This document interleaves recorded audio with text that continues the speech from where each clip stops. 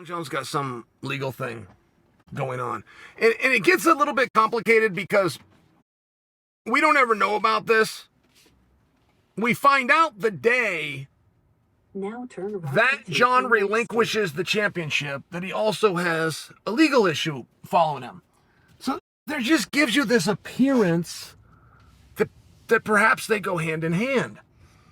Of which, by the way, I don't think they do, but it gives you this appearance. So Jon Jones has never breathed turn left onto East where I didn't blame him. Jon Jones has never been accused of jaywalking where I didn't blame him and assume that he'd done it. And I was coming home from a fight. I was out in Saudi Arabia. And I'm coming home from a fight. I'm at LAX. I'm with my wife. And a black man is clearly being profiled. I can hear it. It's behind me, and it's disgusting. I hear this whole thing, and I finally turn to face it, which is going to consist of me giving the black man the answers that he needed, which happened to be an issue that I had just needed and got resolved myself. And when I turn around, it's Jon Jones. Jon Jones was being profiled at LAX. In everything I've ever blamed Jon for, like right in that moment, I was like, oh my gosh, I could have had this all wrong. I could have had everything wrong. I've never given him the benefit of the doubt, ever. I never even considered extenuating circumstance. Jon Jones, accusation, boom. Guilty. All right, so, well, I tell you, I really don't think that his, whatever the legal issue is, and then the subsequent removal from the sport, I really don't think that they're related. This is still something that is unfolding, and it's a very awkward situation. So they're in Albuquerque. Now, you got to understand, I'm rich. I don't think there's a place in the world you could name that I haven't been. I don't think there's any of the 50 states, and I don't mean just been, that I've been to and I've been back to. I had to have the U.S. government send me more pages on my passport because I've been to so many countries and have it stamped so many times. I've never been to Albuquerque, and I'm never going. What would I possibly do in Albuquerque? What would anybody ever do in Albuquerque? Carlos Condit went on record stating the reason that they have such a good fight gym is in Albuquerque is because the town sucks and there's nothing else to do. I haven't been there. I don't know that Albuquerque sucks. I would think that it sucks, though. I never met anybody from there that was like, what a great time that we had. In fact, all the guys that I know from Albuquerque would fall in line with what Carlos Condit said, which was they all came through Jackson Wink and they were good dudes, but the only reason they were there in the first place because of Jackson Wink, a gym of which Jon was kicked out of years ago. So I have not fully understood that. Then you also have a tie-in with Jon, which he's a prairie dog. He needs attention. He can go quiet and keep to himself, but then he needs the bright lights and he needs attention. He came from New York, so my assumption was that he would always go back to New York. Now, his part of New York was from Albany. It's not like what you would think of for New York. It sucks too. Like Albany and whatever we're talking about, new, they both suck equally. But if you had ties to one, I would guess that he is going to go back to Albany over Albuquerque. Now, I tell you this because after he leaves the Jackson Wink gym, Jon can go anywhere he wants. And he actually tested that out a little bit. He was going to some different gyms. I remember him doing work in Arizona with Cejudo, and they started forming a pretty good thing. They were getting pretty good workouts going on, but Jon elected ultimately to return to Albuquerque and do a training camp there. Now, there's not 2 gyms in Albuquerque. There's not 3 gyms in Albuquerque. I'm not telling you that Albuquerque is a big fight capital like it is, like Harlem is or Bed-Stuy is to boxing. There's one gym, which, by the way, is the one that he's not allowed to go to. So Jon puts something together.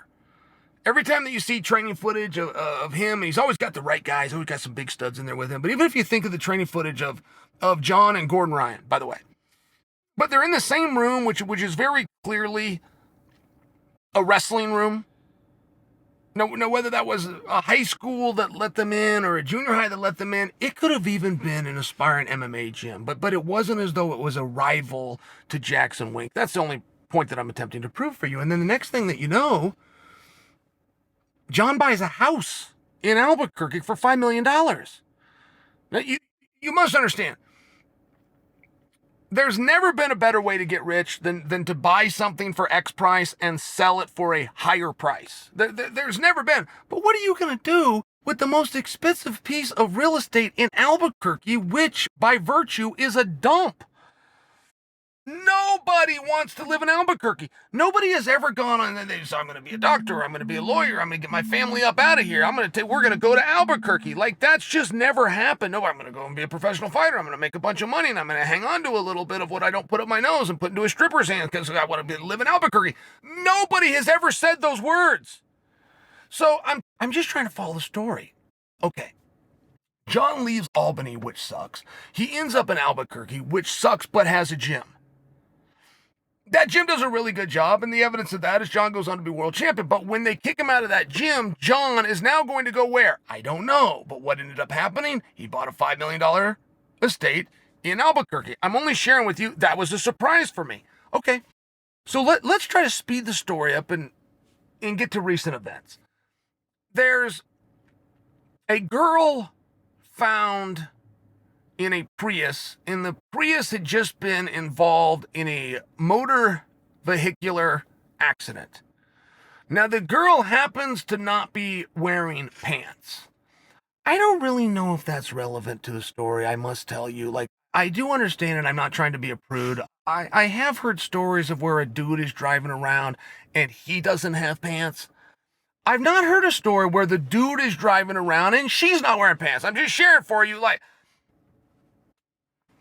I was confused by this, but all the same, it's Albuquerque.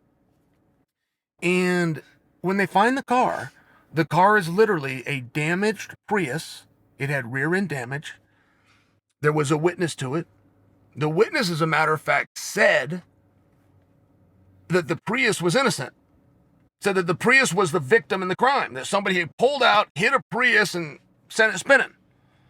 And then somebody got out of the driver's seat, disappeared. Cops pull up. Here's a girl whose reaction time is as slow as molasses rolling uphill because she still hasn't got her drawers on. Like, this is the story as the story is being told. Okay, so the Albuquerque police, which has been down that way with Jon a number of times, decides that they're going to press charges. And Jon's legal team comes out and says, hey, I can't really believe you're putting resources and that you're going to press charges. And I'm with them. What is it that you're charging? And now they want to go as far, these clever guys at the Albuquerque police. They want to ping cell phone signals and see if Jon was in that area. Well, Albuquerque sucks.